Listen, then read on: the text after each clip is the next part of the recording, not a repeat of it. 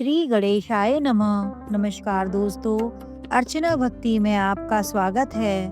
दोस्तों, आज हम अनंत चौदस की कहानी को कहेंगे। यह व्रत भादो सुदी चौदस को आता है। इस दिन अनंत भगवान की पूजा करनी चाहिए। एक सेर गेहूं के आटे में मीठा मिलाकर घी में पुआ बनाएं और उन्हें भगवान अनंत को अर्पण करें। इसके बाद चांदी तथा रेशम के सुंदर सूत में 14 गांठें लगाकर उसे धूप देकर पूजा करें और अपनी बाह में बांध लेवें। जो पुराना होए उसे उतार कर किसी तालाब या पोखर में डाल दें। इस सूत को स्त्री बाई भुजा में और पुरुष दाई भुजा में बांधे। अनंत भगवान की कथा सुने, फिर मीठे पुए सभी व्यक्तियों में बांट दें। यह व्रत 14 वर्षों तक करना चाहिए। जब 14 साल हो जाएं, तब एक मंडप बनाकर उसमें तांबे का कलश रखें। उसे रेशमी पीले कपड़े से ढक दें। फिर उस पर भगवान अनंत की मूर्ति रखें और 16 प्रकार से पूजा करें। अनंत भगवान के अलावा गणेश जी, लोकपाल आदि की भी पूजा करें, हवन कराएं। फिर 14 ब्राह्मणों को भोजन कराकर दान देवें और भगवान अनंत की मूर्ति को आचार्य या वेद पाठी विद्वान पुरुष को दे देवें। फिर स्वयं भोजन करें। इस प्रकार जो व्रत करता है वह मोक्ष को प्राप्त होता है।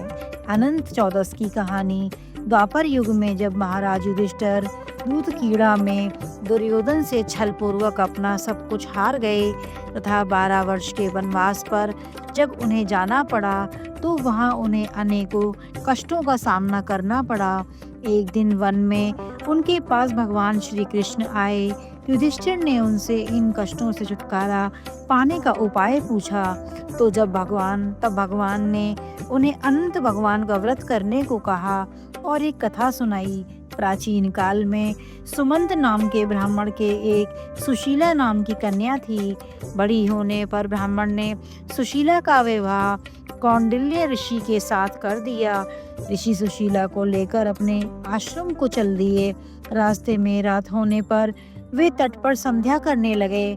वहीं पर सुशीला ने बहुत सी स्त्रियों को किसी देवता की पूजा करते देखा। सुशीला के पूछने पर उन्होंने विधि पूर्वक अनंत की महत्ता बता दी।